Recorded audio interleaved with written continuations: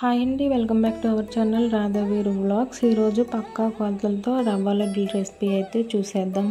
Stove on చేసి కళాయి పెట్టుకొని 2 టేబుల్ స్పూన్ నెయ్యి యాడ్ చేసుకొని బాదం జీడిపప్పును అయితే దోరగా లైట్ బ్రౌన్ కలర్ వచ్చేంత వరకు వేయించుకొని పక్కన పెట్టుకోవాలి. నెక్స్ట్ అదే ప్యాన్లో రవ్వ అయితే యాడ్ చేసుకొని లో ఫ్లేమ్లో ఉంచి లైట్ బ్రౌన్ కలర్ వచ్చేంత వరకు రవ్వను కూడా వేయించుకోవాలన్నమాట.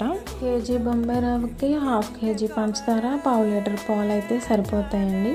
వేయించుకున్న బొంబాయి రవ్వలోకి పంచదారను అయితే యాడ్ చేసుకున్నాను. నేను సన్న పంచదార తీసుకున్నాను. మీరు లావు పంచదార తీసుకుంటే మిక్సీ పట్టి యాడ్ చేసుకోండి. చల్లార్చిన పాలను కూడా యాడ్ చేసుకొని డ్రై ఫ్రూట్స్ని కూడా యాడ్ చేసుకొని రవ్వ లడ్డులు కట్టుకోవాలి.